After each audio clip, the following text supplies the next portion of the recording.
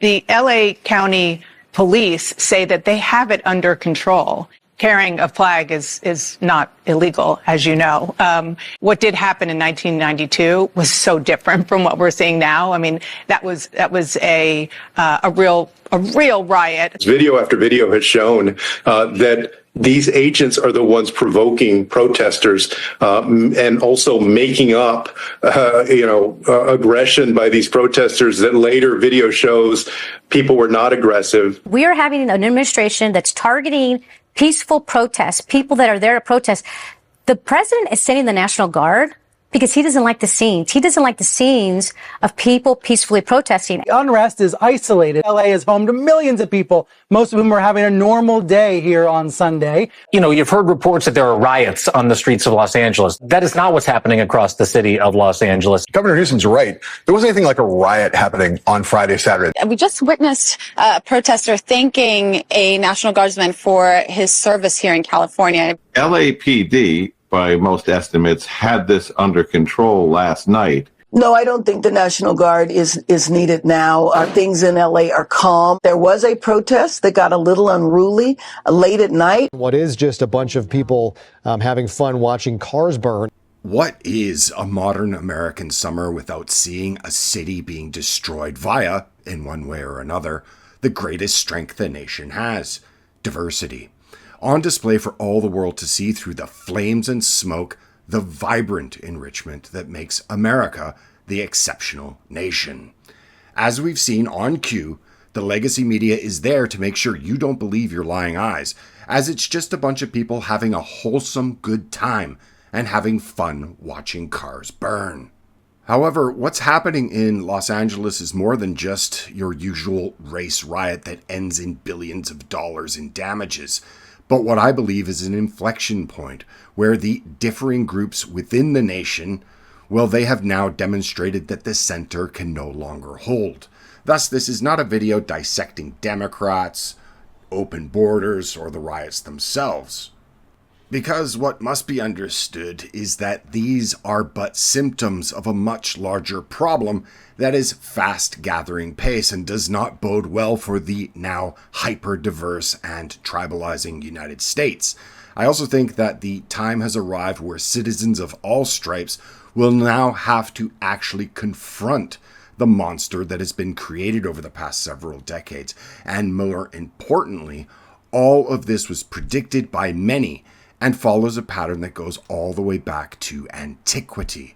And while the country stands rudderless without purpose or thought, the next stage is inevitable. The season where Americans began to hate. But before we get to these serious matters, a quick word from today's sponsor, a sponsor that can help you create better habits in today's trying times.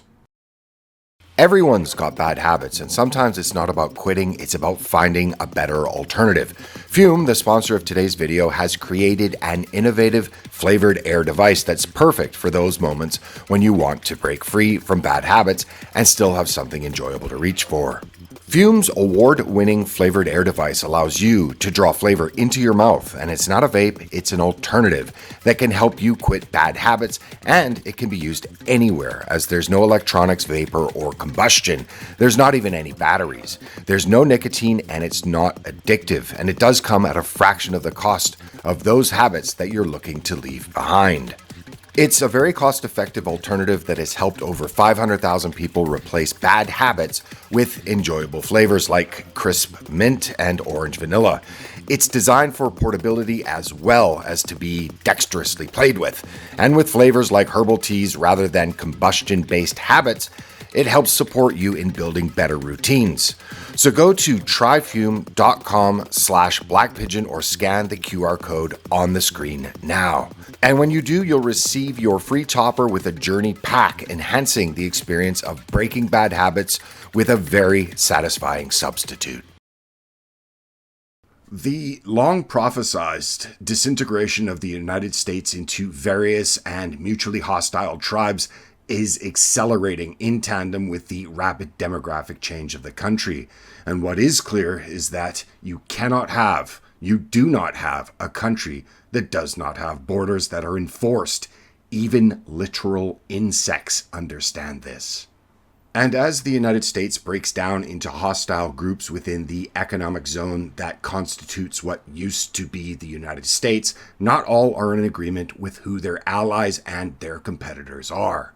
In fact, the usual suspects, the so-called white allies, well, it would seem that they have transferred their allyship from BLM to the current thing. In fact, these white allies of illegal migrants are now even openly being condescending to sassy black queens that only want to get to work. How is this a peaceful protest if there's nothing to do? No, it's not. How do y'all as white people feel about stopping a black woman from going to work? Oh no, not work. I care so much. So you don't care about stopping black people from going to work? Look at this line that you guys are causing. I'm not causing no problems. I'm not trying to. We're just trying to leave. Now, on the riots in particular, what you're going to hear about when listening to talking heads and politicians will be something along the lines of, the clashes between undocumented migrants and law enforcement in Los Angeles highlight the Biden administration's miscalculated border policies, leading to an uncontrolled influx of migrants that threatens urban stability and democratic credibility. Anti-ICE protesters in Los Angeles, by raising the Mexican flag and burning the American flag, undermined their cause, alienated potential supporters, and provided Republicans with a powerful symbolic advantage. This is what constitutes the deep analyses that you will find on mainstream outlets as well as gatekeeper channels on social media that are astroturfed by big tech. But it is more important than that. Americans are now long used to riots, of course, looting and the burning of cities, but in most instances, when they come every couple times per decade, they usually involve the grievances of African Americans. And these particular riots and the burning of cities, like many times in the past, aided and abetted by the mainstream media and Democratic Party, while they may look similar, they aren't. They represent a new tribe demanding access to and benefits from a state they are hostile toward, having no connection to that state and no legal right to be there. And this is a pattern that goes all the way back to antiquity. And for anyone paying attention, all of this was understood before it even began. All the way back in ancient Greece, in Book 8 of his Republic, Plato explained that the more freedom and equality that is to be found in a society, the more its members will hold themselves above the state. Oikophobia, it's an idea that I examined years ago, but I do now feel that it needs to be revisited. And it could be defined as the fear or hatred of one's own society or civilization, and could be presented as the opposite of xenophobia, which is the fear or hatred of foreigners. The term derives from the Greek word oikos, meaning home or household, and oikophobia, it should be said, is not a new phenomenon, but one that is recurring throughout history, with its current manifestation in the United States linked to the nation's stage of historical decline, similar to that of post-World War II England. Now, let me explain. As a great power wanes, internal divisions intensify, and diverse groups within society, they view each other as greater threats than external enemies. This shift occurs because the absence of a unifying external threat leads people to seek adversaries within their own civilization to assert their own sense of superiority, a concept tied to Freud's narcissism of small differences, where minor distinctions fuel competition. In political terms, oikophobia tends to dominate in left-wing or progressive circles, while right-wing or conservative groups may include non-oikophobes or anti-oikophobic reactionaries. The growing hostility between these factions in the United States, it reflects a society past its peak, fixated on internal conflicts, which of course then weaken its cultural, political, and social cohesion. None of this is a paradox, as you might hear in the mainstream media.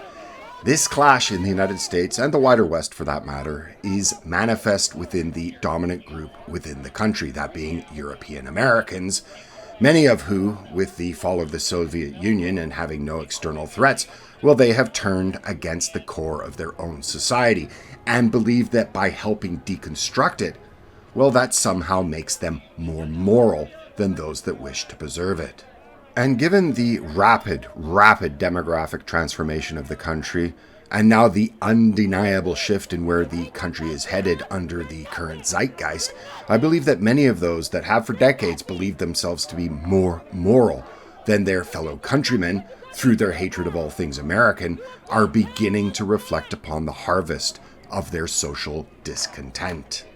And many, other than the purely ideological zealots, are coming to the understanding that the tribalized America that they helped to create, well, they aren't welcome in any of the external tribes that they have championed for so long, and that these riots are only a precursor to what I believe to be the end of many people's cognitive dissonance and entrenched oikophobia. When looking toward the future, there are only a few paths now in front of the nation. One of them is to continue along with the same self-destructive patterns replicated by previous empires and powers, or understanding oikophobia as a pathological response to specific socio-historical conditions. To do so is crucial for addressing oikophobia, and by recognizing it as a product of societal success, and that internal division does not equate independent thought, America and the wider West can then begin to counter its debilitating effects and work toward restoring unity and cultural appreciation. So, what do you think about oikophobia, or the general disintegration of social cohesion in the United States, or answers to address it? Again, leave me your thoughts in the comment section below. Also, again, obviously, thank you very much for watching. If you liked the video, check to see that you are still subscribed. Also, remember to check out the sponsor of today's video, Fume, and their amazing products that help you create better habits. Links, of course, are in the description and pinned comment. With that, I will see you in the next video. Bye for now.